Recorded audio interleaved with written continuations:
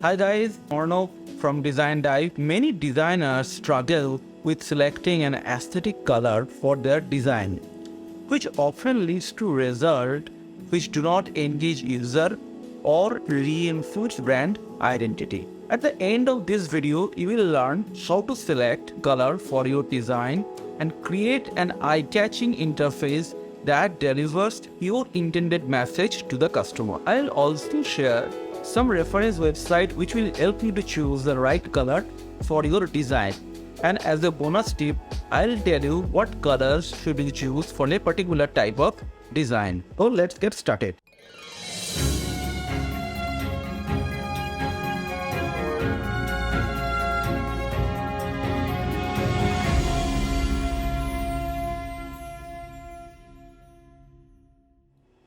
Before dipping into the color theory, you must know what color theory is. Color theory is both the science and art of using the color. This involves understanding their properties like hue, saturation, and brightness, and ways they can be modified using various techniques like mixing, shading, contrast. Colors can help anyone to express various types of feeling and elicit specific emotion. Now, as a designer, why you need to understand the HSB? Hue, saturation, brightness, or HSB is a color model that represents the color in terms of three attributes. Hue, which refers to the actual color. Saturation, which refers to the intensity or purity of the color. And brightness, which refers to the lightness or darkness of a particular color. By having a good understanding of HSB, a designer can use colors more effectively to achieve specific goals, such as creating a particular mood or conveying a particular message. For example, a designer might choose a highly saturated color to make a design more vibrant and attention-grabbing, while a darkened color or a low brightness color can be used to create a design which is more subdued and contemplative tone. Now let's get to know each attribute separately. Let's start with the hue. Hue literally means the actual color, which we often say as color, but technically it refers to the purest, most vibrant form of a color without any added white, black, or gray. Red, green, blue, yellow. These are the few examples of a hue. For easy understanding, I'll refer hue as a color throughout the course of this video. Saturation refers the intensity of a color. Saturation pertains the amount of white mixed within a color. To demonstrate that, let me take you to the Figma. Here I am going to take a color block. So let's take a rectangle box. Let's choose a color, say red. Now on top of the red, I am putting another block and let me choose the color as white. Make the transparency of the white color to 0. Now while white is 0, that means we have added 0 white to the color.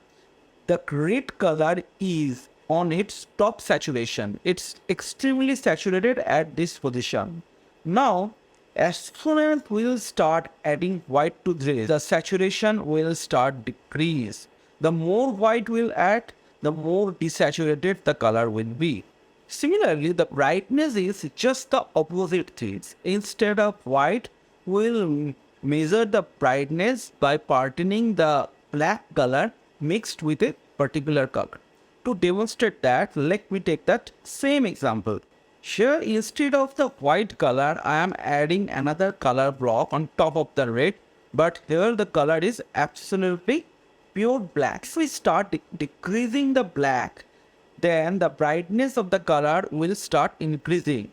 The more black will decrease, the more bright the color will be. When the black is 0, the color is at its most bright stage. And when the black is 100%, the color is a pure black.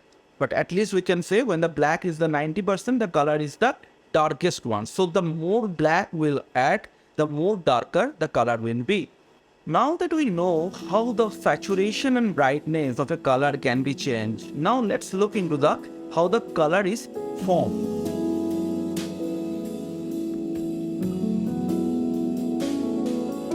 before knowing how the color is formed, we need to know about the color mode. There are two types of color mode. One is the RGB, one is the CMYK.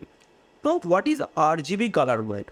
RGB color mode is mostly used in the digital imaging and computer graphics. In RGB, R stands for red, G stands for green, and B stands for blue.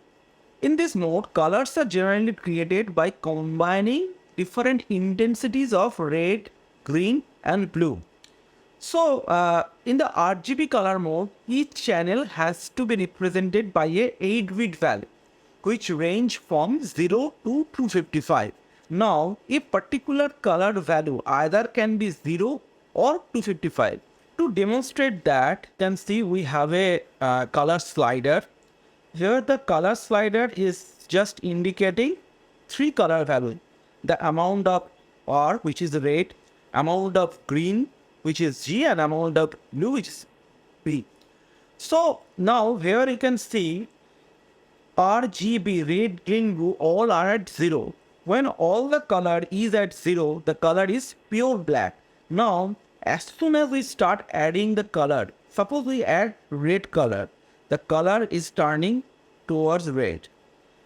When the red value is 255, the color is a pure red. Similarly, when the green color is 255, the color is a pure green, and blue color is 255, the color is a pure blue. Now, if all the three color is 255, like RGB, three values are 255, then it forms a pure white color. So any color you want to create in between that, in between black and white, you have to change the slider. You have to mix the red, green, blue in different intensities to get the different colors. So for example, here you can see if I change the slider position for red, green, blue, different position reproduce different shades of color or different shades of hues. CMYK is another color model which is mostly used for printing. The name CMYK comes from C for cyan, M for magenta, Y for yellow, and K for the key color. Their key color is the black. Now one question may arise, why key color? Why the black color is used?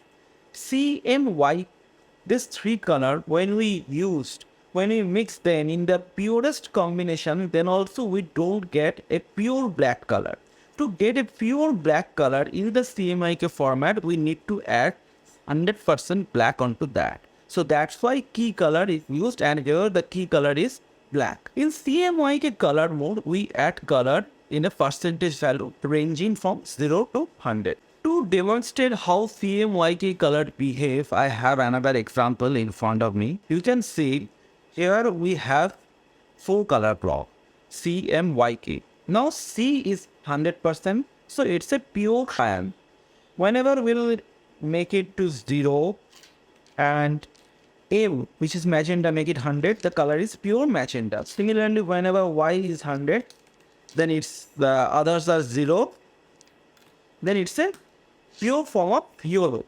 Now, if we put everything on 100%, like cyan 100%, magenta 100%, then also you can see the color which we are getting, it's not a pure black. I am not sure whether in the screen recording you can able to see that, but I'll definitely share this URL with you in the description section. You can try yourself. So CMY, whenever all the three colors are in 100%, it's still not black. To make it pure black, we need to add 100% key color, which is black. Now you can see that this is it, pure black. So that's why the black color is so important in CMYK color model. Now you know how the color is formed in RGB and CMYK model. But to remember all this combination is quite difficult. To make this process straightforward, HEX code has been invented.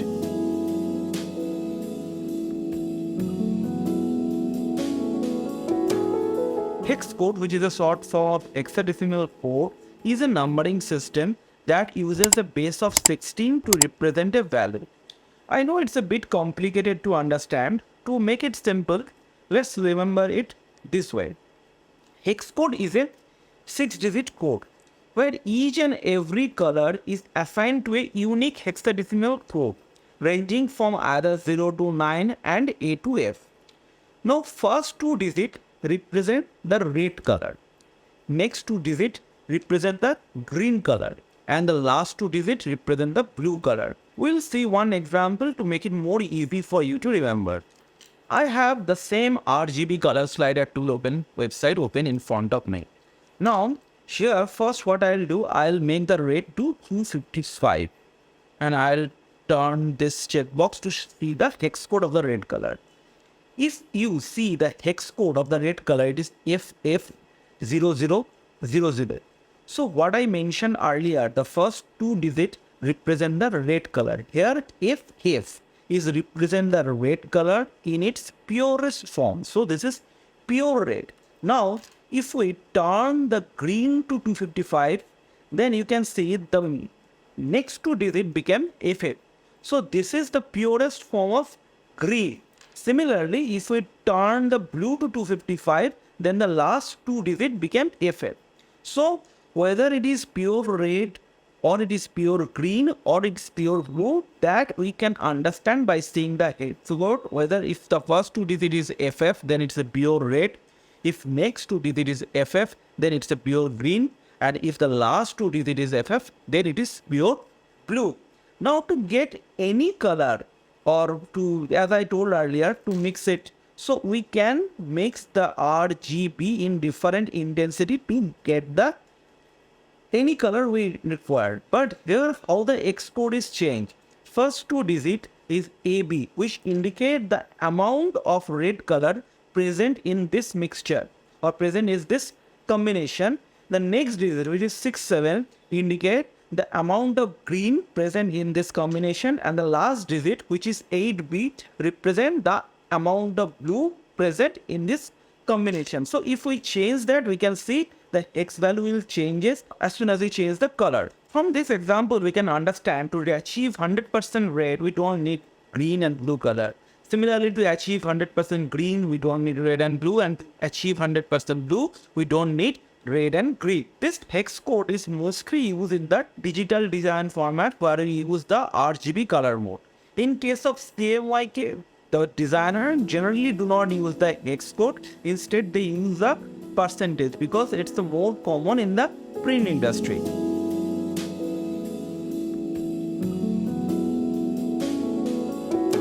A color wheel is a visual representation of color arranged in a circular way. The first color wheel was designed by Sir Isaac Newton in 1666. The color wheel typically includes the primary color, which is red, yellow and blue, secondary color as a green, orange and purple, and tertiary color, which is the combination or mixture of primary and the secondary color.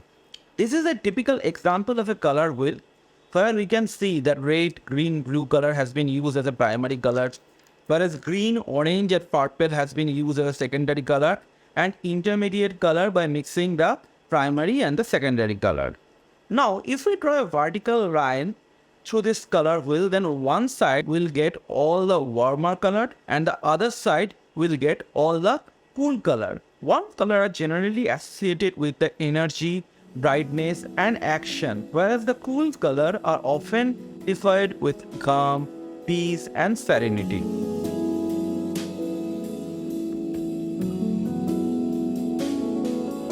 Now that we know about HSB, we know about different color modes, color wheels. So next, the most important part for a designer to know or to choose a perfect color scheme for that design. There are different types of color schemes such as monochromatic, analogous, complementary, triadic or tetradic, a few among them. But all these color schemes are not commonly used in the design industry. There are three color schemes which is mostly used in the design industry, that is complementary, analogous and triadic. We'll discuss all these three color schemes here with some of the examples. Complementary color are just opposite color in the color wheel. We'll take an example to see how these complementary colors are defined. Here in this color wheel, you can see that red color and green color are placed opposite to each other, so they are complementary. Similarly, blue and orange are placed to each other opposite direction, so they are complementary. So any color which is placed opposite to each other in the color wheel are complementary color. Next is analogous color scheme.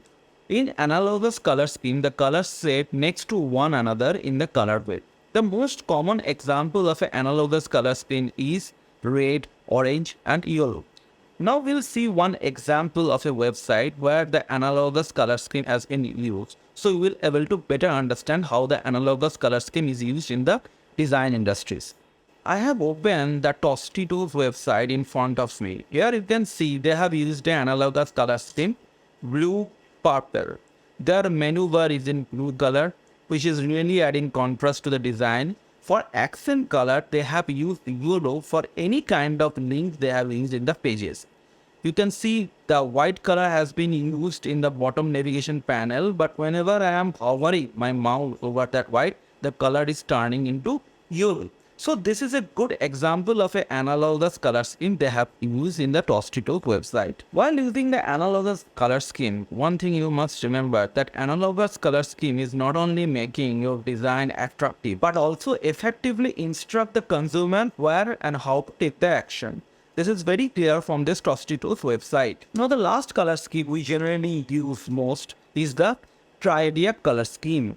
In Triadic color scheme, colors are evenly spaced around the color wheel.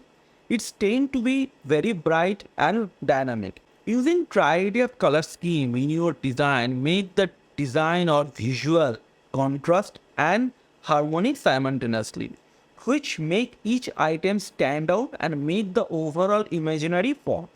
Now to demonstrate the Triadic color scheme, I have opened the W3C school website. Here I have a color wheel.